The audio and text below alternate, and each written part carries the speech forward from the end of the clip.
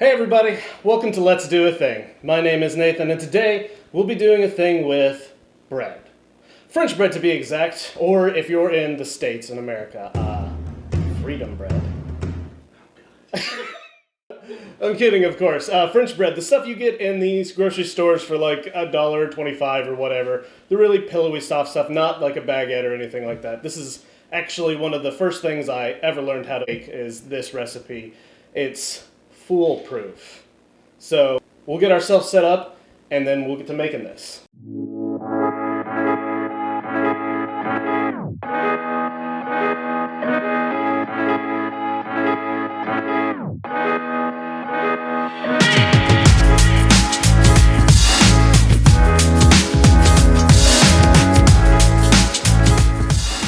Okay, so we've got all our ingredients here. It's pretty straightforward. Like I said, this is a foolproof recipe. We've got bread flour. You could use all-purpose flour if you want. I've done it both ways. There is some slight differences, but if you've got it, use some bread flour. Water, warm water, yeast, salt, olive oil, and this is distilled white vinegar. It's the foolproof part of this recipe. It helps the yeast rise, helps keep them active. It also keeps the crumb of the dough tender and a lot more soft and pillowy. So we'll go ahead and start with mixing our yeast into our water. This is warm water. You want to use ideally nothing above 110. 110 can kill the yeast. So we'll just go ahead and mix this in. They say that you're supposed to let yeast proof, but honestly, anymore nowadays, as long as it's out of one of those little sachets or packets, or I buy mine in a big block from a wholesale marketplace, it's pretty safe that it's going to be in good shape. As long as you treat it well, keep it in the fridge, it'll be in good shape. That was, we've got about 1.25 cups here of warmish water, 2 teaspoons of yeast, 2 teaspoons, about 7.5 grams if you're measuring, which brings us to an important point. If you have a kitchen scale, please measure these ingredients. Your bread will come out much better every single time, because when I say 2.5 cups of flour, it depends on how you measure your flour and all that. And that's as far as I'm going to go into it, but kitchen scales are cheap. Just, if you can, buy one. So that was 7.5 grams of yeast and roughly 260 milliliters or grams of warm water. We're going to let this sit in our mixture bowl here for about 10 minutes until it blooms. So we've got our liquids in there. We're going to go ahead and toss in, this is about a teaspoon or 5 grams or milliliters of distilled white vinegar. We're going to go ahead and put that in real quick. We're going to add, this is 2.5 cups of bread flour, or 375 grams of bread flour. We'll go ahead and dump that in. We will put the salt on top of that. This is 1 teaspoon of salt, or 7.5 grams. If you haven't noticed, this is if you know bread baking and ratios, this is about 65 to 70% hydration and 2% salt, 2% yeast mix. If you don't know what that means, just go by the cups and the teaspoons. It's bread, it's fine. It's not that big of a deal. So we're going to go ahead and get that set up with our stand mixer. If you don't have a stand mixer, you can do this by hand. It's just going to take a little bit longer. It's not that big of a deal. It's not scary. It's not going to be all gross and terrible. It's really not even that much of a workout. You can do it by hand and be just as successful. So we'll go ahead and get this a mix until it just comes together. Then we're going to stop it and let it sit for about 20 minutes. Let that flour hydrate.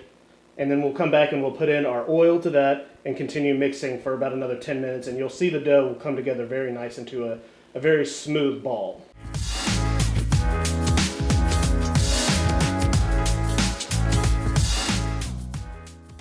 So this is the difference just after 10 minutes of resting.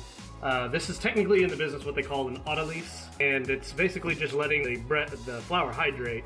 So you can see the difference. Just 20 minutes gives the dough.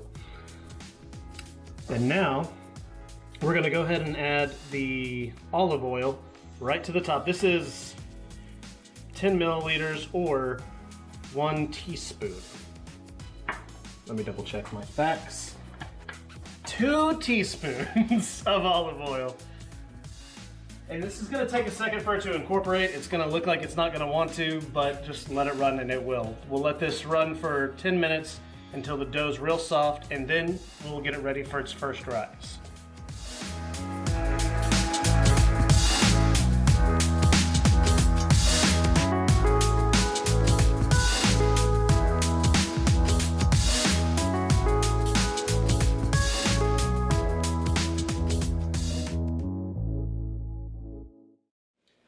So this has been kneading for 5 to 10 minutes. We're going to go ahead and take it out, put it on the work surface here. This is very clean. I clean my things. But, I mean, at your house, you do you. I'm not going to eat the bread, so it's up to you. No, I'm just kidding. Hygiene is important, guys. Dude, get out of there. So this is, like I said, about a 65% to 70% hydration. And you can see it's still pretty tacky, but it doesn't stick very much. We're going to basically just kind of pick this up. You got to move quickly when it's that tacky. The more you let it set on you, the stickier it's going to be. But if you move quickly, it's not going to stick very much. Now, you don't have to have this high of a hydration. You can put more flour on it, roll it out, all that. I find that it gives just a little bit better product if you can work with it being a little bit stickier. But that's up to you. So we're going to take the bowl out real quick. I've got just about a tablespoon of olive oil here. Use whatever you got. If you want to use a neutral oil, it's not a big deal.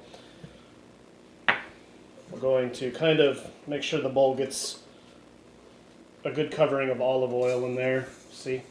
Ooh. Don't worry about the leftover dough bits. It's fine. Dough bits.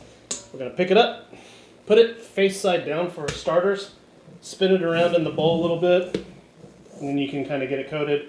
Take it, flip it over, and let that rest in there like this. Pro tip, if you have some extra hair nets or shower caps, that's what they are. I use these all the time because you can reuse them and they fit to your bowl lid like this, and it's wonderful. It's like, I don't know why more people don't do this. I bought these on Amazon for like nothing. So you can get a big pack of these, put them on the bowl, let it sit, take them off, wrap it back up, put it in a plastic bag, and use it again.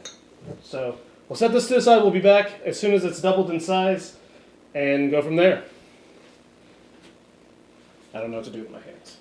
As you can see, this is doubled in more than doubled in size. So big boy. We're going to go ahead and take it out, deflate it. Oh, it smells so good. And I don't know if that's just a me thing, but I love the smell of bread as it rises. It reminds me of beer. That probably says more about me than it should, but I love the smell of bread. Baking, fresh, all of that.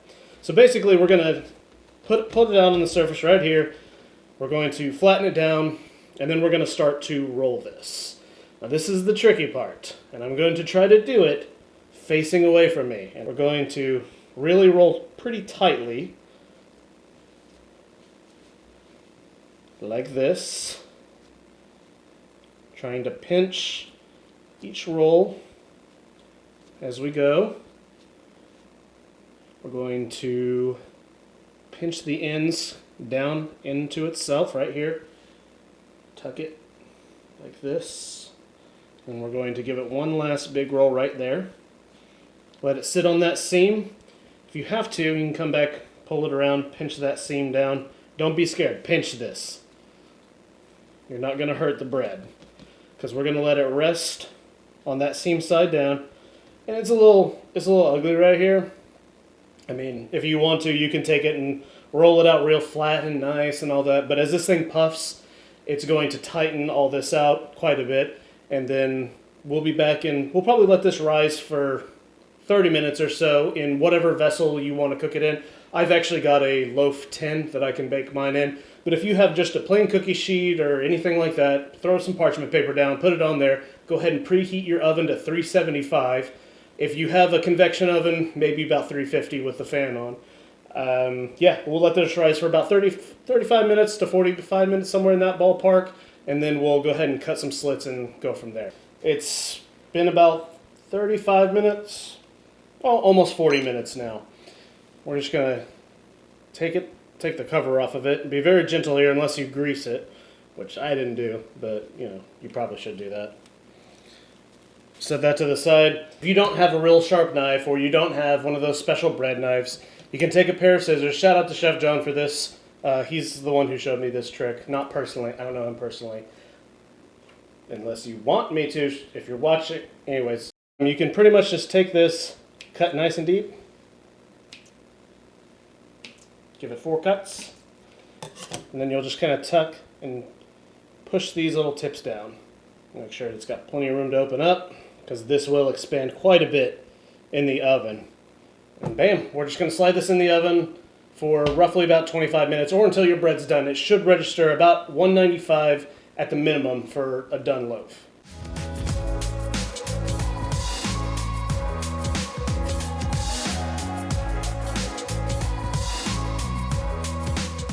Okay, so this is freshly out of the oven. Well, it's been resting for about 5 minutes. It's still pretty warm to the touch, and we have to have that very uncomfortable conversation.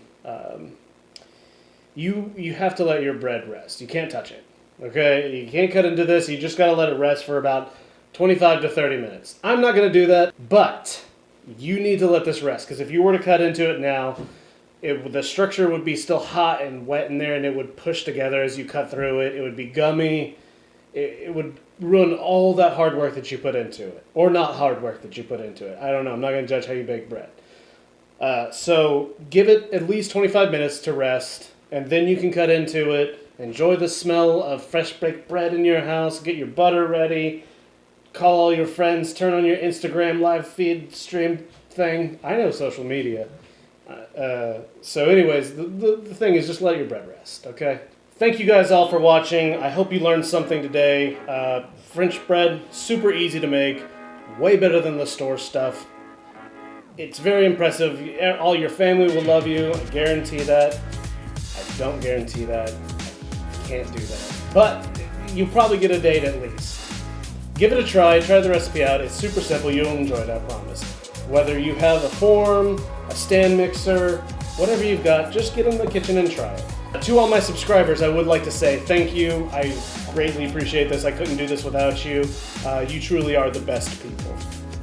If you guys would like to see, actually, I would like to know what you would like us to do with this loaf of bread, because I'm just going to leave it sitting on this countertop until you tell us what you want us to do with it. Do you want us to turn it into a sandwich, like a chicken parm, or do you want to see some garlic bread? Do you want to see some pull-apart bread? What do you want to see us do with this bread here?